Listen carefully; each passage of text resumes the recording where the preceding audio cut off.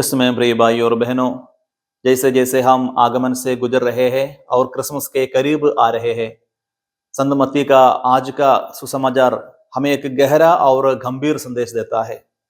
चेले यीशु से पूछते हैं, शास्त्री क्यों कहते हैं कि एलिया को पहले आना चाहिए? और यीशु उत्तर देते हैं, एलिया पहले ही आ गया और उन्होंने उसे नहीं पहचाना, बल्कि उसके साथ जो कुछ चाहे वही किया। तब चेले समझ गए कि यीशु यूहन्ना बपतिस्मा देने वाले के बारे में बात कर रहे थे। दूसरे शब्दों में, लोग एलिया के आने का इंतजार कर रहे थे, जो मसीहा के लिए रास्ता तैयार करेगा। फिर भी जब यूहन्ना बपतिस्मा देने वाला प्रकट हुआ और वही मिशन पूरा किया, तब भी उन्होंने उसे नहीं पहचाना। वे एक महान नबी की प्रतीक्षा कर रहे थे, एक वैभवशाली व्यक्तित्व की, शायद ऐसा कोई जो पुराने एलिया की तरह महान चमत्कार करेगा। लेकिन यूहन्ना विनम्रता में आए, ऊंट की खाल पहने, टिड्डियों और जंगली शहद का सेवन करते, जंगल में पुकारते हुए, पश्चाताप करो क्योंकि स्वर्ग का राज निकट है। वे उनकी अपेक्षाओं के अनुरूप नहीं थे। वे वैसे नहीं बोले जैसे लोग चाहते थे, और इसी कारण उन्होंने परमेश्वर के आगमन के चिन्ह को पहचानने से चूक गए। यूहन्ना बपतिस्मा देने वाला एलिया की आत्मा और शक्ति में आया। उन्होंने जंगल में उपदेश दिया, लोगों को पाप से लौटने और प्रभु के आगमन की तैयारी करने के लिए बुलाया। एलिया की तरह वह राजाओं के सामने निडर थे, और एलिया की तरह उन्होंने सच्चाई के लिए दुख सहा। इन पहाड़ों के माध्यम से हम परमेश्वर की योजना में गहरी निरंतरता देख सकते हैं। एलिया और यूहन्ना बपतिस्मा देने वाला ऐसे है जैसे दो जल्दी हुई मशाले जो मसीह की ओर मार्ग प्रदर्शित करती है। जैसे जैसे हम क्रिसमस के और करीब आते हैं, कलीसिया हमें यह सुसमाचार देती है ताकि हम याद रखें कि मसीह के आगमन की सच्ची तैयारी केवल सजावट, दीपक या उपहारों के बारे में नहीं है, बल्कि ये हमारे हृदय के परिवर्तन के बारे में है। और यही खतरा आज भी हमारे लिए मौजूद है।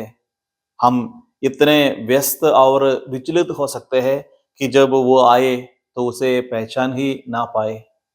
हम अपने घरों को सजाते हैं, मोमबत्तियां जलाते हैं, करोल पे जाते हैं, उपहार बदलते हैं, लेकिन यदि हमारे हृदय खुले नहीं हैं, यदि हमारे मन केवल बाहरी उत्सव पर केंद्रित है, तो हम भी उन लोगों से अलग नहीं हैं जिन्होंने एलिया या मसीहा को पहचानने में विफल रहे।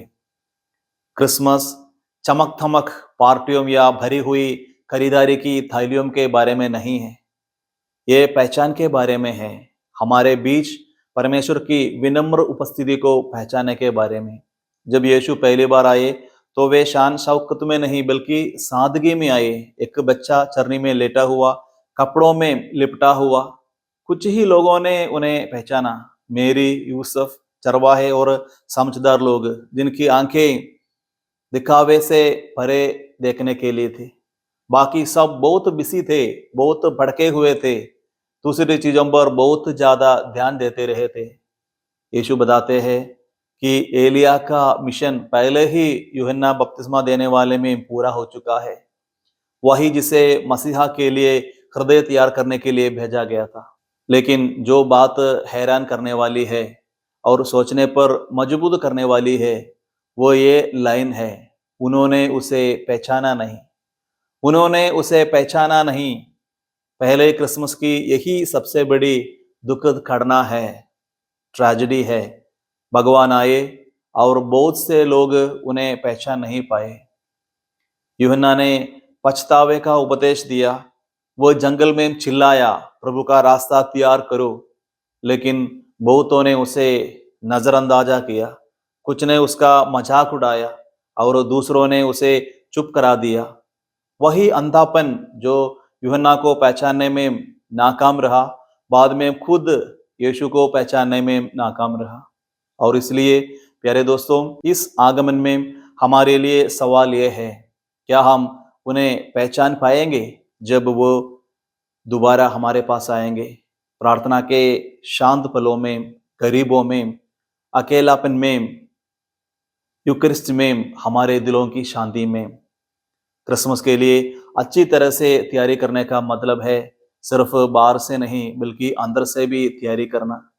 इसका मतलब है कम शोर और उनकी आवाज सुनने के लिए ज्यादा शांति। इसका मतलब है कम भागदौड़ और भगवान के प्यार के कमाल पर ज्यादा सोचना।